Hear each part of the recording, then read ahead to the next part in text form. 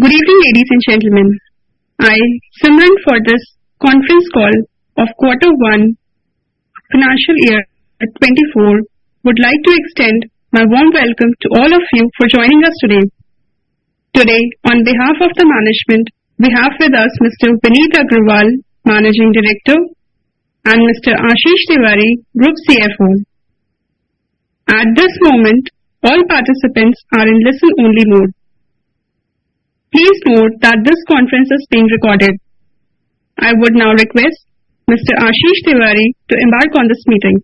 Thank you, and over to you, sir. Ashish, you're on mute. Okay. Good evening, all of you. Again, thanks for joining this call. To begin with, we would have a brief presentation on the earnings for the Q1, as well as some updates about the company, and then we would like to have the questions from you. For the presentation, I would invite Mr. Vineet Agrawal for his comments and presentation. Thank you. Over to you, sir. So let me also share the presentation. Yeah.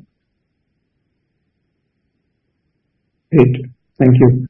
Thanks, Ashish, and thank you everyone for joining in this afternoon for our presentation on Q1 for TCI. Overall, I think it has been a decent quarter, given the fact that there has been a lot of pressure generally on volumes per se because of the year-end that was there in March. Typically, that flows on to the first quarter, where first quarter is usually a bit subdued, since there is a lot of inventory and a lot of stock that is already there with the customers and their customers going forward. So it is usually a little bit of a challenge to gain more share in the first quarter, but we've been able to do that in all our divisions, and we've barring of course the Seaways business, but otherwise the business has grown quite well to our satisfaction. Next slide, please.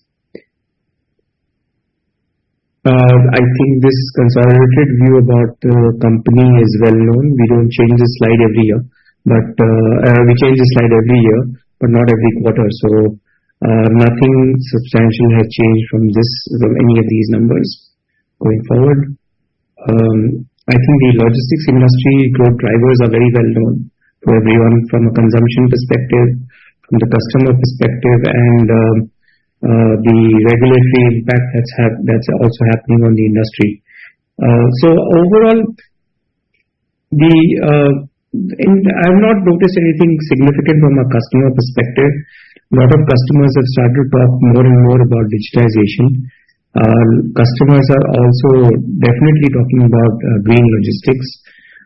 Customers are also looking at how to optimize their supply chains even more. I guess inflation pressures have led to a certain amount of cost pressures for companies, which means that they are looking to optimize their supply chain networks as well as their cost structures, which means that there are newer and bigger opportunities that have started to emerge in the warehousing space and in other areas of using multimodal transport. We are also seeing some industry level changes that are coming about. For example, we've learned about the pharmaceutical industry, where several companies have come together to form a cold chain structure, and this is more in line with what the government expectation is, that almost all pharmaceuticals should ideally move in some kind of a cold chain. So again, these are really, really great opportunities that are coming up. I think areas like defense, aviation, and others have also shown a lot of traction.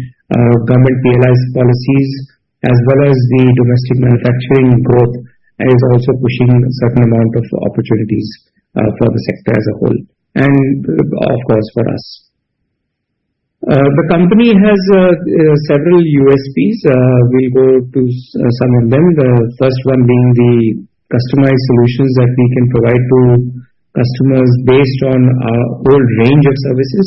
I think this is very unique to the industry, where we are the only company that does have such a large range of services for domestic logistics, and simultaneously diversified into so many different verticals, because there are several companies that are only into some types of verticals, either commodities or only automotive, whereas we've been able to diversify into almost all the major verticals. Of course, our single window solution, as well as providing the control towers for some of our customers, is the other value-added services that we are providing now. In terms of the positioning, I think this is an oft-repeated slide, but just the fact that these industries are still very hot in terms of their growth and growth opportunities, and they are accelerating on each of these areas. I think SAARC is a bit on the weaker side because of the currency issues in countries like Nepal, as well as ensuing elections in Bangladesh. But otherwise, our strategy of following the customer, where we are also looking to an open office in the Middle East, is helping us quite tremendously. And the other areas, chemicals, pharmas, are also growing quite rapidly. We are present in all segments, from engineering to food grains, and we strongly believe that all of these segments have a huge potential to grow. As a logistics company, we've just barely scratched the surface of the opportunity that exists, especially because there's also the shift that's happening from the unorganized sector to the organized sector in many, many sectors, and the use of organized logistics companies. Technology is something that we are very, very strong. We have been fundamentally talking about it from day one, and we have been able to enhance it also with the applications that we have, not just at our end, but also at the customer's end, where we are able to provide them greater visibility about whatever they are wanting to look at, in terms of their performance, whether the KPI is related to performance of trucks, or the billings systems, and so on.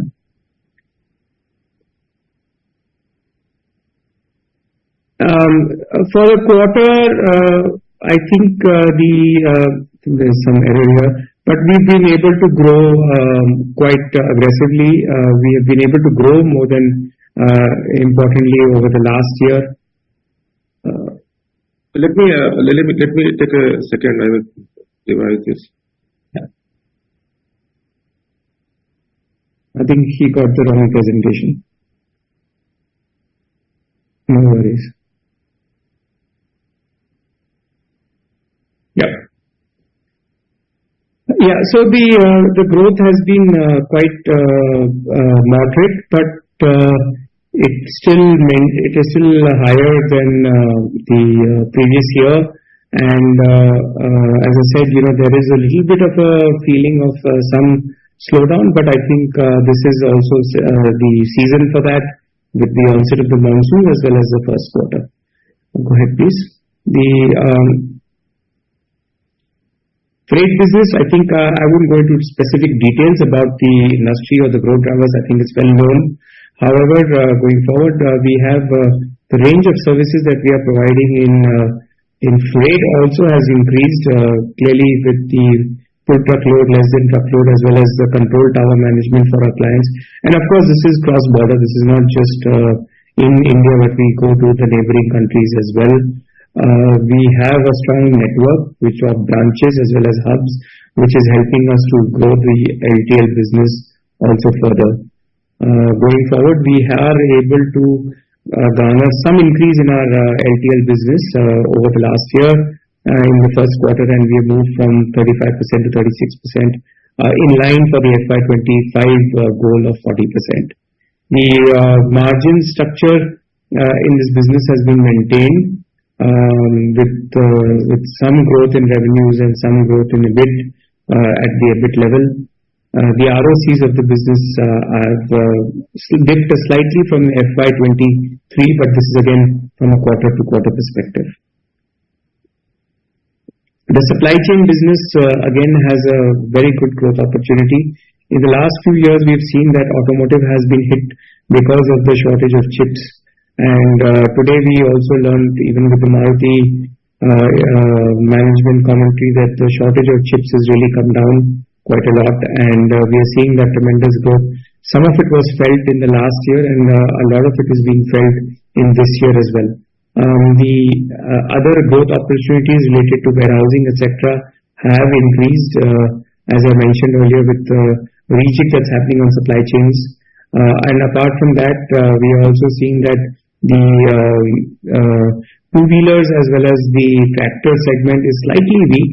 I guess tractors is because perhaps the subsidies are lesser right now, but they have started to pick up also in the rural areas. The business grew quite well at about 20+% in the first quarter of this year, and but the margins grew much faster at about 38%.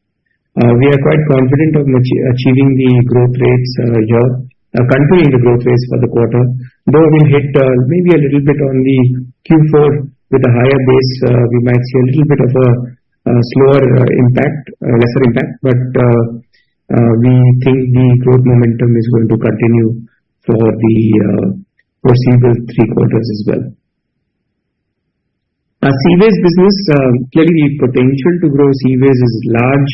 Next slide. And we have a good infrastructure that we've set up with 6 ships and 8,500 of our own containers. We did buy some containers in the first quarter of this year, and some of them came to in the second quarter of this year, I think about 500 odd containers. Other than that, if you go to the next slide, because over the last quarter, we've seen that the fuel prices have come down by about 30 odd %, and hence the freight rates also came down. We also lost a few voyages because of the cyclone, and hence that had a little bit of an impact. Apart from that, the margin structure in terms of EBITDA has been maintained, though the overall EBIT numbers have come down in terms of the quantum.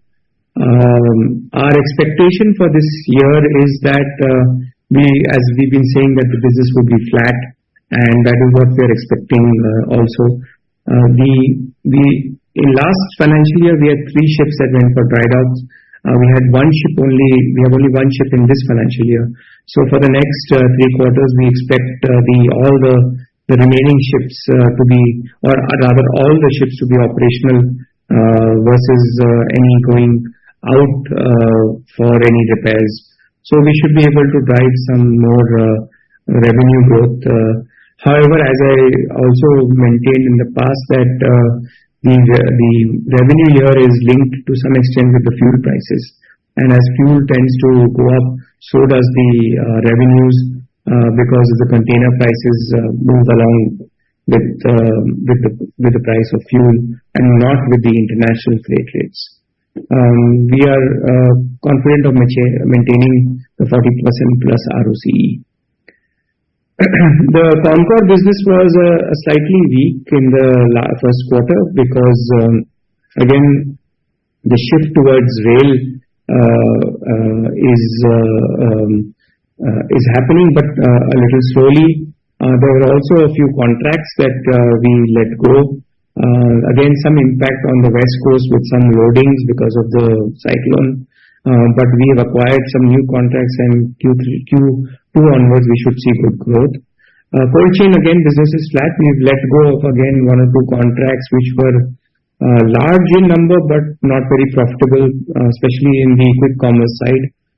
But we're looking to definitely, again, the capex plan here has been expanded, and we are looking to add more trucks this year so that we are able to catch up with some of the opportunities that are coming in the marketplace. The joint venture for logistics of Toyota has been doing quite well, and it's grown at about 57% in the first quarter itself, and a good growth in the margins as well. Overall, if you see that, next slide.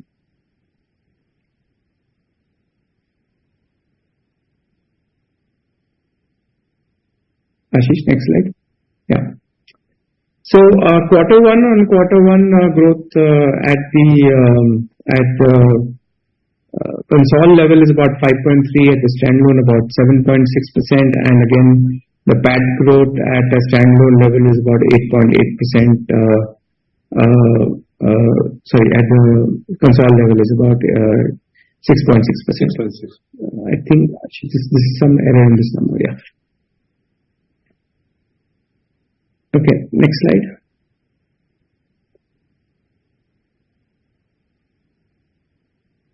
The return numbers, the performance indicators are all looking good, with EV EBITDA numbers also at 10.7.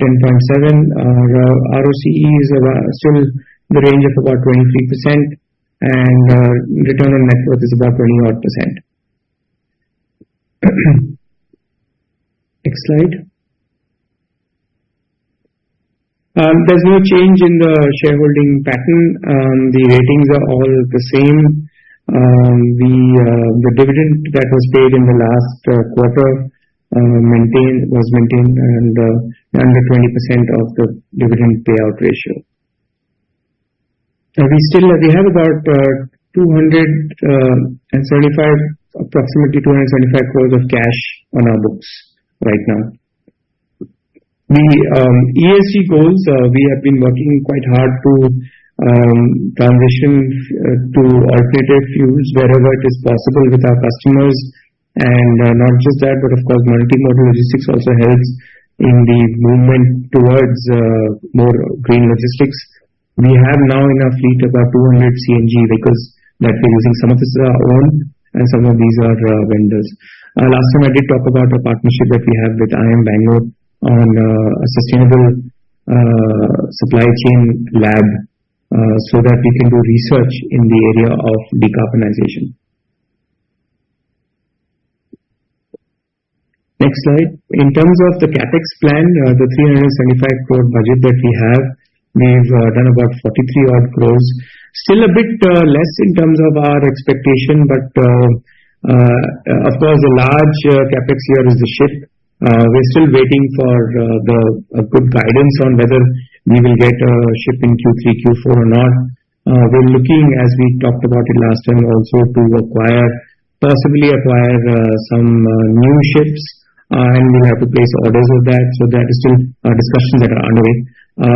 I don't think we can give you a number yet, but I think perhaps end of Q2 is when we'll be able to give you a better guidance on where we are going to end the FY24 in line with capex. But guidance for the top line and bottom line for 10 to 15% steps. Again, thank you so much for joining us today, and we look forward to your questions. Thank you, sir, for the valuable insights. Ladies and gentlemen, we will now start the question and answers round. If you have any questions, please use raise hand feature in the call. I would request you to start with your name and organization name, followed by your question. So the first question is from Mr. Alok Deora. Sir, please go ahead.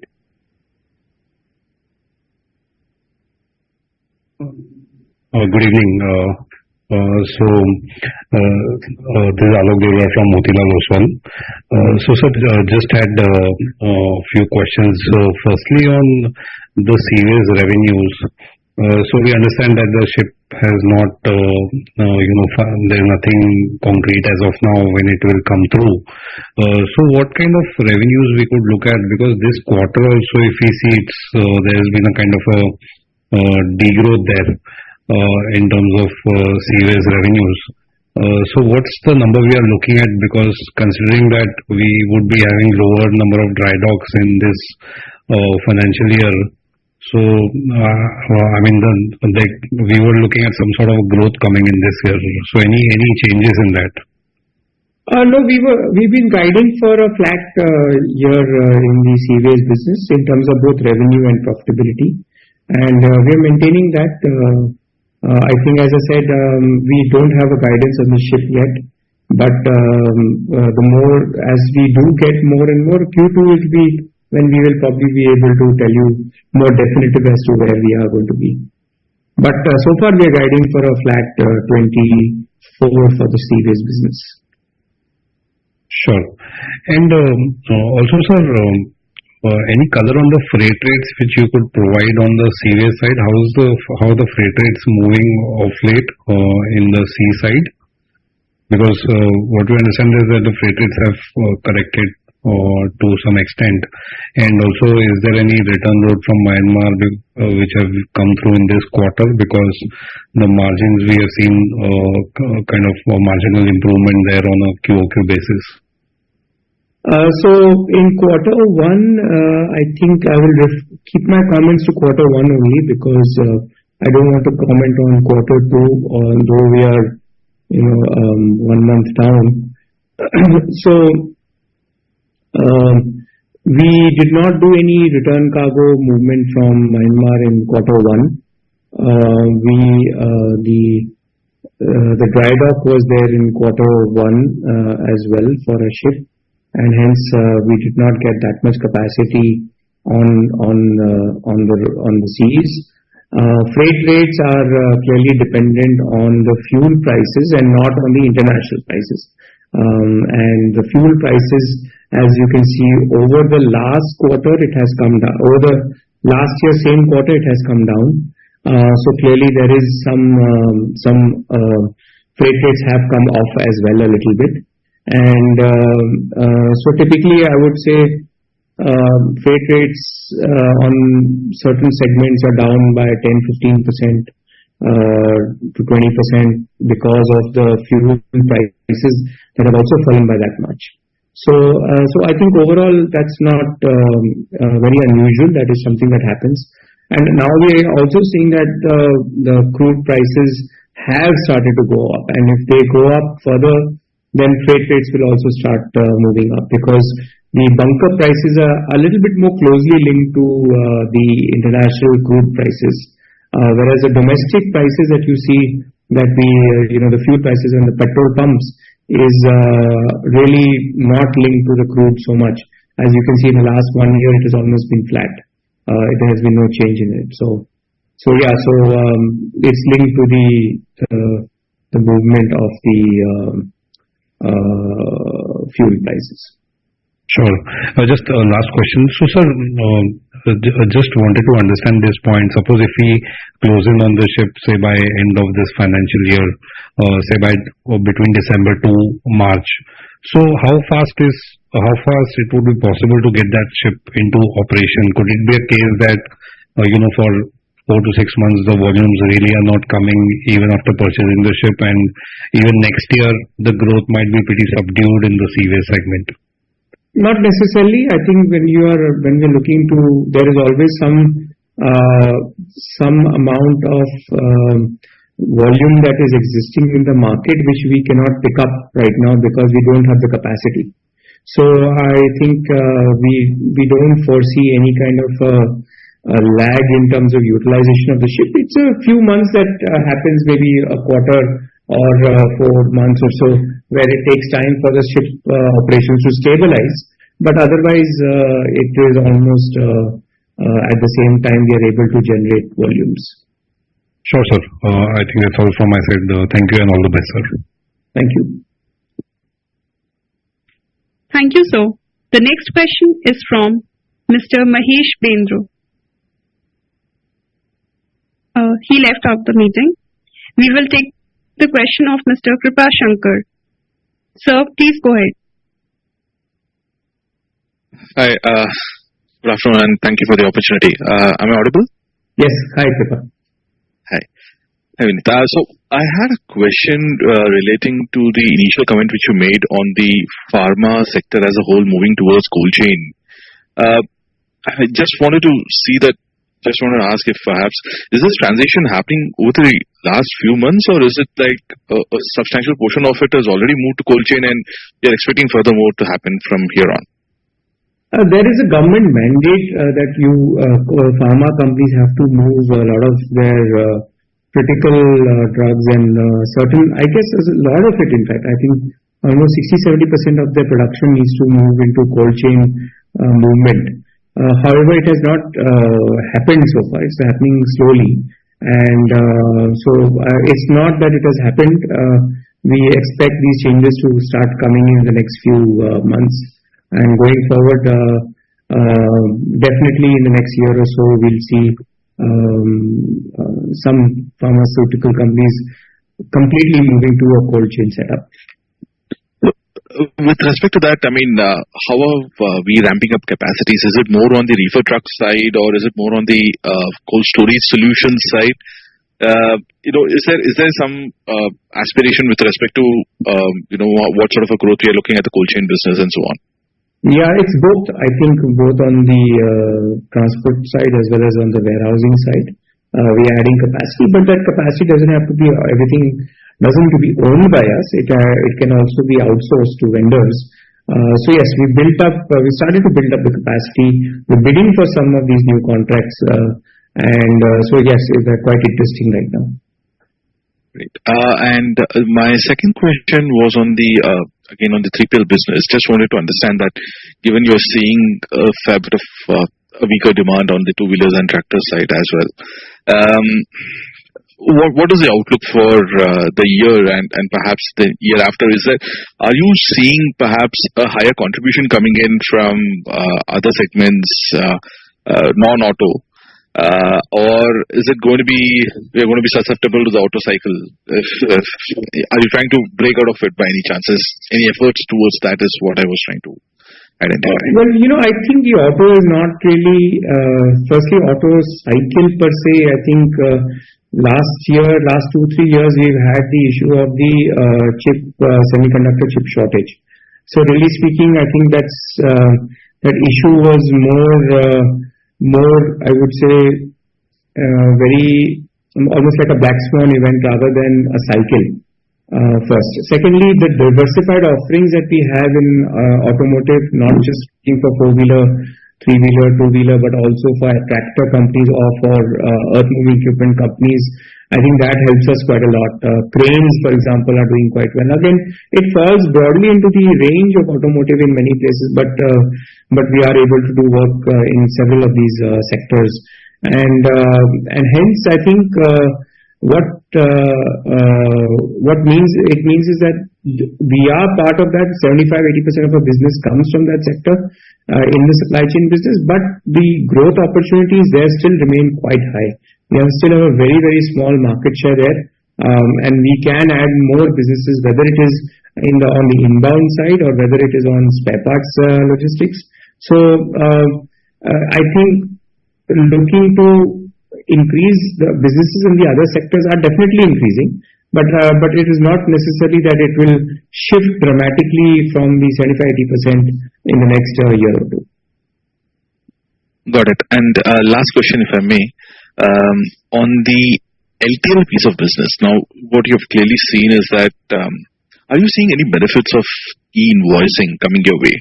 Because while I can see that the revenues from the LTL is roughly about 150 crores per quarter. Is there a traction with respect to clients onboarded over the last 1 year or so, and your sense on how LTL business can shape up over the medium term? Yeah. Yes, certain amount of move from unorganized players to organized players is definitely there, which means that e-invoicing or use of e-way bills is but obvious. So we are seeing for sure that there is some business opportunities that we are getting. Now, specifically, new clients is actually for us, LTL business is quite a large customer base. I mean, you won't get like a very large contract there. So it's more like smaller contracts and businesses across the country. So it's a lot of feet on the street kind of a business, and that's why there's also higher margins also. So in that sense, it has been growing, and I think we will with the continuous effort, including looking to add a lot more, about close to 50 new branches in this fiscal. We think the business should start where it was flat last year in terms of percentage growth. It should pick up this year. Thank you, Vinit, and all the best. Thank you. Thank you, sir. Mr. Mahesh Bendre is back with us. Sir, you may go ahead with your question. Am I audible? Yeah. Yes, please. Yeah. Sir, thank you so much for the opportunity. This is Mahesh from LIC Mutual Fund. Sir, you mentioned about 10 to 15% kind of growth this year. But if you have to take a long-term view of 2 to 3 years, given the capital expenditure cycle that seems to be picking up in manufacturing sector, led by PLI scheme, there is a case for global exports and so on. So in this kind of environment, what kind of growth you see over the next 2 to 3 years? I'm not looking for the next year. What kind of size we can achieve in the medium to long term? Yeah, I think, all the opportunities that are coming up are very interesting and certainly exciting as well. And that definitely pushes our team to look at more aggressive growth targets. However, I think for us, the more important thing is quality growth. Quality from a margin perspective, quality from a receivable perspective, and quality from a value-added perspective, where we are able to continuously add more services for that client and hence, maintain that margin structure. So it's all those things will be important, and I think 10 to 15% what we've talked about this year, I would say that it might move up to the 15% range in the next year.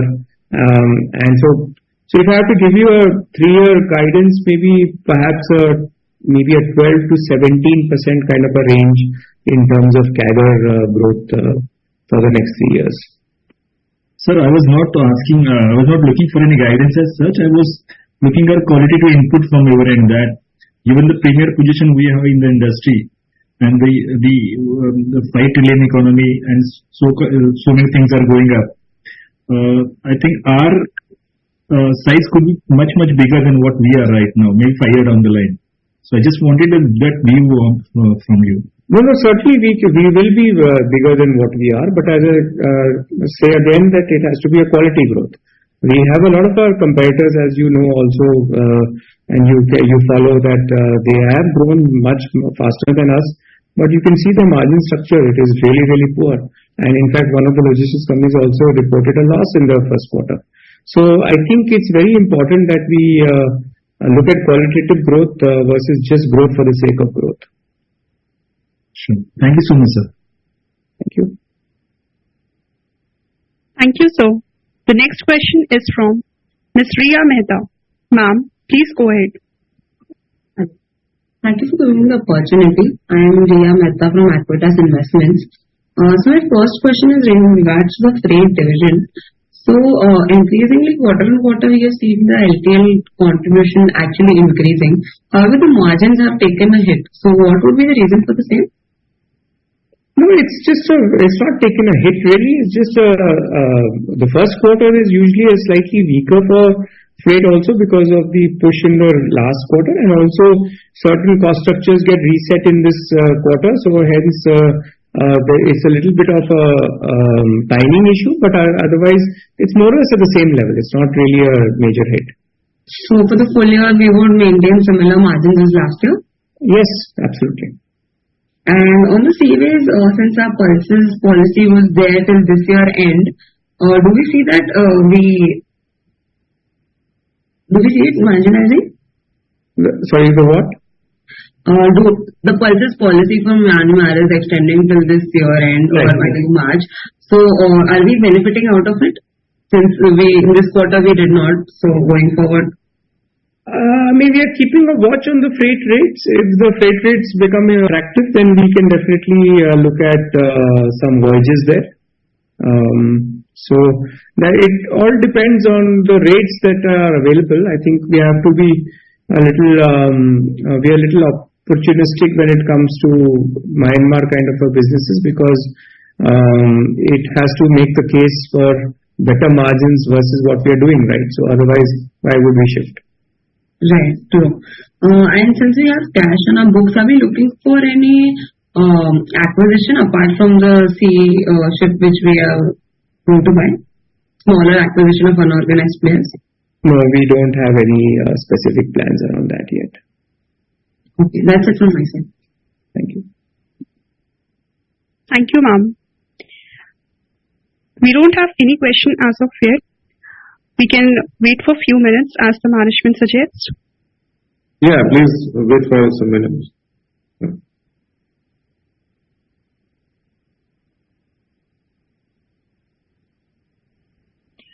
We have with us Mr. Ronald Sioni. Sir, please go ahead. Yeah, good afternoon, sir. Just on this freight business now, you have been highlighting that, customer wallet share, you are trying to increase and trim down the smaller customer base. So have we been able to benefit in terms of that during quarter one?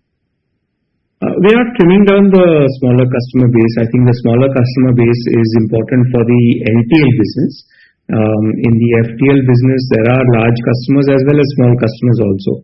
So the mix change from FTL to LTL, the shift has started to happen a few years ago, and that will continue. But what we are careful about is not to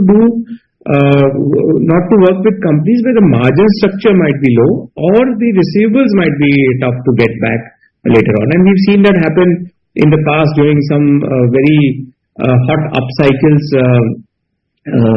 Companies have grown very rapidly, but they've had credit issues. So there we are a little cautious.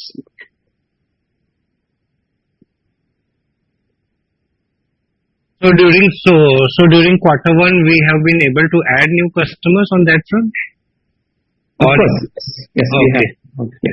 Yeah. And another thing, sir, I wanted to understand that over the past 2 quarters, say maybe 3, the logistics sector overall has been a little bit sluggish of many reasons.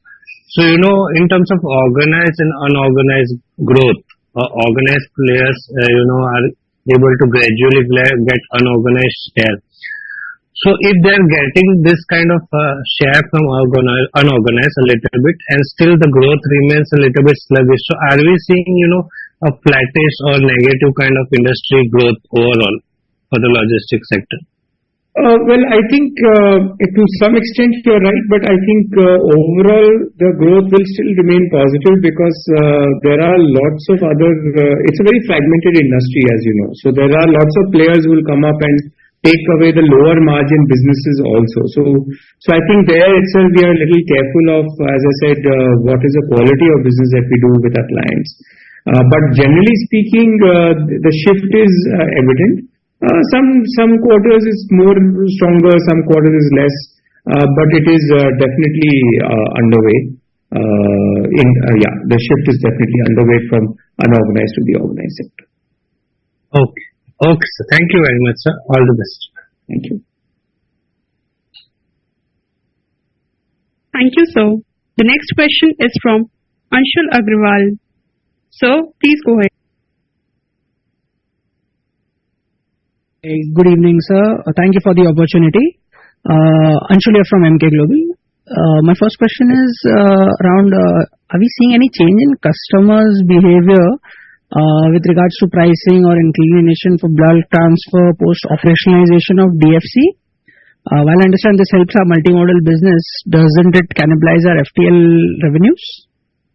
No, not exactly. The FTL business is also very different in the sense that it is not necessary that all the movement happens via containers. And also the point-to-point element is quite high. Also, we are a very small percentage of the overall market. So the impact on us is extremely negligible if there is any that too. And the pricing on the DFC is not yet visible. There is some sectors that is operational, but we don't have a clear visibility yet on the entire sector as a whole, entire segment as a whole. But no, we don't expect any kind of cannibalization. Great. Thank you. My second question is on the supply chain business. So I wanted to understand how is the pricing set in these contracts? Any color on cost of transportation, cost of warehousing, or these are discussions between you and the customer, which are very customized per se. Yeah, I mean, in the warehousing contracts, typically there is a fixed minimum in most cases, where the customer still pays for irrespective of any movement, whether there is any movement or not, because we have a fixed infrastructure that has been put up there. So yes, the customer is definitely we charging the customers for that, and then there's a variable component on that, and different formulas, different kind of working exists in the warehousing bit as well. On the transportation side also, for automotive movement, for example, there is definitely a lot of different kinds of formula where if you're moving something by rail, it is first mile, rail plus last mile, or if there's a yard involved, you add the yard cost. So it's again very customized depending upon the customer's requirements. Thank you for that, sir. And these are all long-term contracts, I believe, 6 to 12 months types, or no, even longer. 3+ years in many cases in the supply chain businesses. 3+3+3 also in many cases. In the freight businesses, there are typically 1-year contracts. Great. Just one last question on the Seaways business. As and when we secure a ship, would ramping up utilization on the same be a challenge? My question is basically directed towards understanding if post addition of this ship, would that be margin accretive from day one, or would we wait for certain months to get optimum utilization and then it will start becoming margin accretive for our business, for this segment basically? Typically, it takes a few months, maybe 3-4 months for it to become fully, get the SOPs in place and get the entire utilization in entirety. That's where the volumes, the margins start coming in. So it's not a very long process, and as I said, there's already a lot of volume available for us to take. It's just that we don't have the capacity. Lovely. That's it from my side. Many thanks. Thank you. Thank you, sir. The next question is from Mr. Pratik Kothari. Sir, please go ahead. Hi, good evening, sir. So my first question on qualitatively, if you can speak about what are we doing internally in terms of say product, technology, service, such so we can be an integral part of a customer's supply chain, or it becomes harder for others to replicate us? Yeah, great question, and I think this is a real distinction between us and many of our competitors. Is the quality of service, the quality of response, the transparency in our response, as well as incident management, if there is any, through CAPA reports and other kind of methods, and then moving to continuous improvement systems like Kaizen projects, as well as quality circles, as well as having people who are black belt trained in quality and so on. So this is an ongoing process, and we have training centers across the country, a very large number of training programs that happen internally. We do send people to local Indian institutes of repute, as well as international universities as well, like HBS, etc. And that is underlined with a philosophy. So the philosophy is of core, which is customer focus is the number one thing, ownership, responsiveness, and empathy. And these go across, and that's where the value system is so strong in the organization. The culture is so strong. This cannot happen without strong technology backbone, and the technology is ubiquitous for us because all operations are run through that, all including anything that happens at the HR level to the customer dashboard level. Everything is for us at an online or at a digital version. We are also prompting our customers to move towards digital. I think a lot of customers do want e-invoicing, but they don't yet want e-PODs. And once that starts happening, we'll see a dramatic shift where even billing happens online, and we are able to integrate our ERP with their ERP for even better satisfaction and response. So yeah, so it's an ongoing process for us. Right, sure. And so this 125 crores that we have earmarked for SHIP, I believe this is for a second-hand one, right? Not the new that we were planning. That's correct. And I think in the last call you mentioned that you had sent out a team to kind of figure out what does a new SHIP look like, how much it costs. Any color on that? It's under discussion and negotiation in terms of understanding what are the possibilities, the design, so lots of elements there, negotiating with the shipyards, the quality of material that goes in, the equipment that goes in, the timelines, the pricing. So all of that is under discussion and negotiation. And in terms of your older or second-hand ships, I mean, where are the prices there now? Prices as in?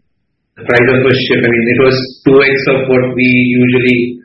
Yeah, it's similar in terms of the pricing right now. Again, I think the more important thing is just not available. So I think the pricing sometimes doesn't matter also. So, but it is still at that 2x type of level. Right. Sure. Thank you and all the best. Thank you. Thank you, sir. The next question is from Tejas Lakhani. Sir, please go ahead.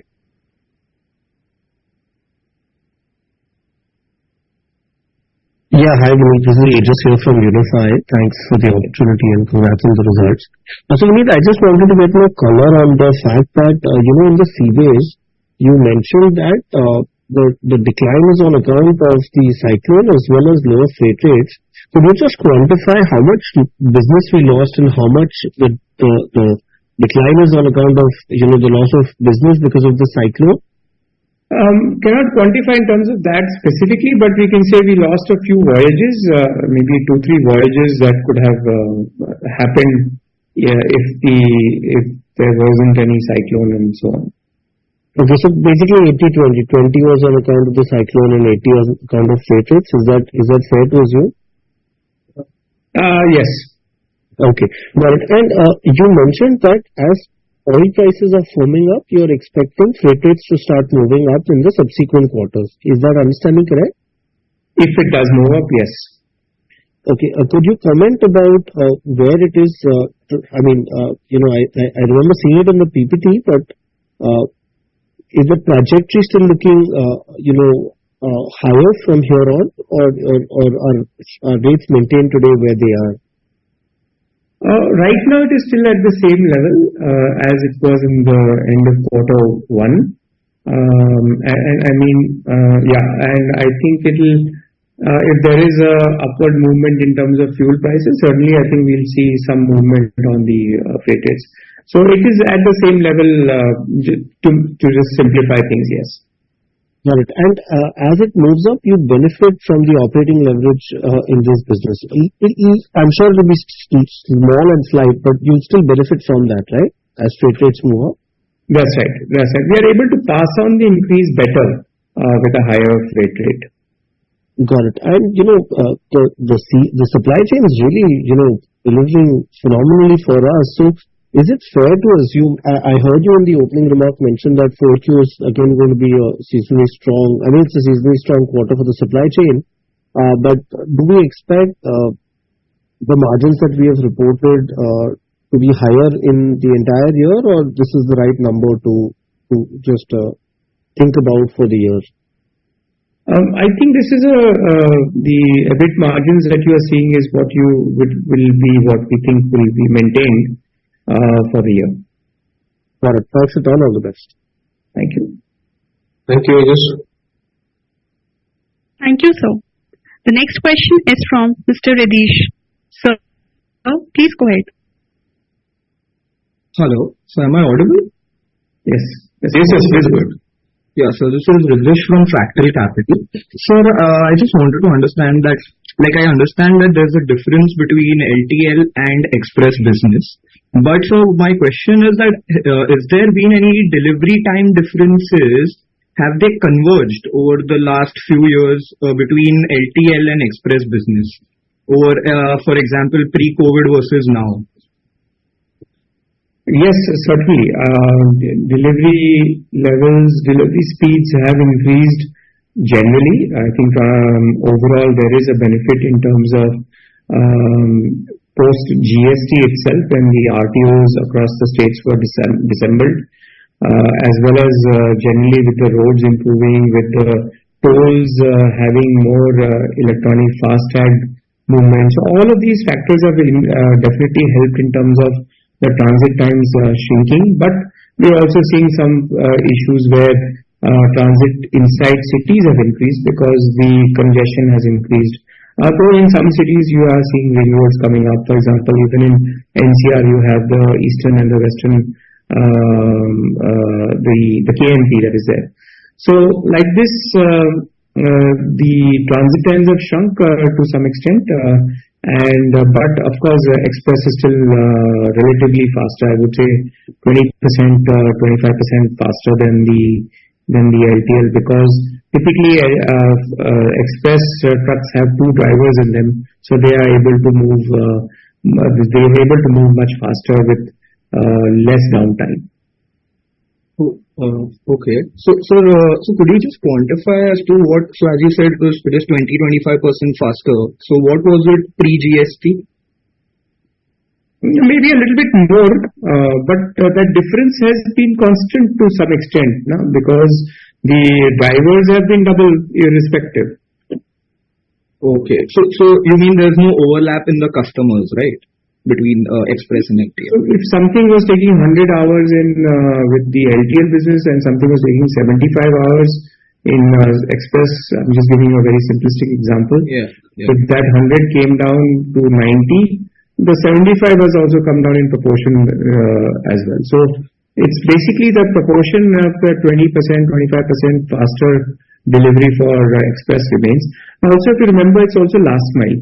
The last mile is also done by first and last mile is also done by express. That is, pick up from your doorstep to delivery to your doorstep, which typically LTL does not do much. Right. Okay, so that's it from mine. Thank you. Thank you. Thank you, sir. There are no further questions. Now I hand over the floor to Mr. Ashish Tiwari for closing comments. Thank you, Simran, for moderating the call. And thank you all of you again to joining this call out of your busy schedule. We will see you in next quarter. Thank you so much. Take care. Thank you. Bye.